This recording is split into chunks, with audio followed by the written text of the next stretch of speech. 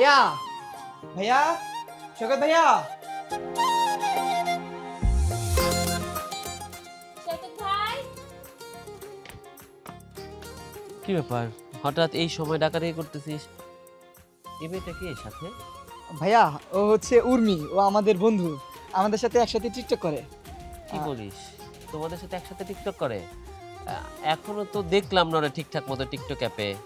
না ভাইয়া, ওর একটা আলাদা আইডিয়া আছে, ওইটা তেমন ভিউ নাই, বাট ও ভালো টিকটক করে। তাই নাকি?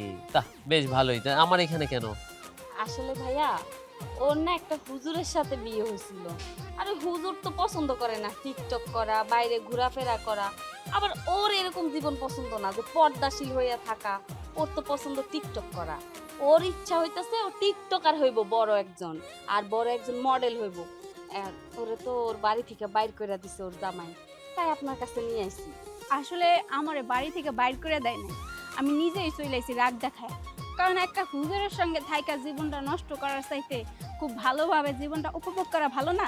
আমি একটা ব্যাপার বুঝলাম না, হুজুর হয়েছে তো তার কি সমস্যা তার ওয়াইফ টিকটক করলে?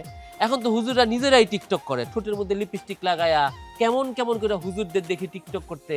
হুজুরদের ওয়াজ টিকটকে পাওয়া যায়, হুজুরদের নসিহত টিকটকে পাওয়া যায়, আর হুজুরের বউ টিকটক করে দেখা এত রাগ এত গোস্সা।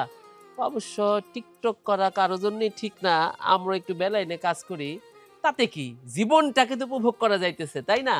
আচ্ছা, ওই হুজুরের নাম কি সূর্য নাকি? জি জি, আপনি চিনেন?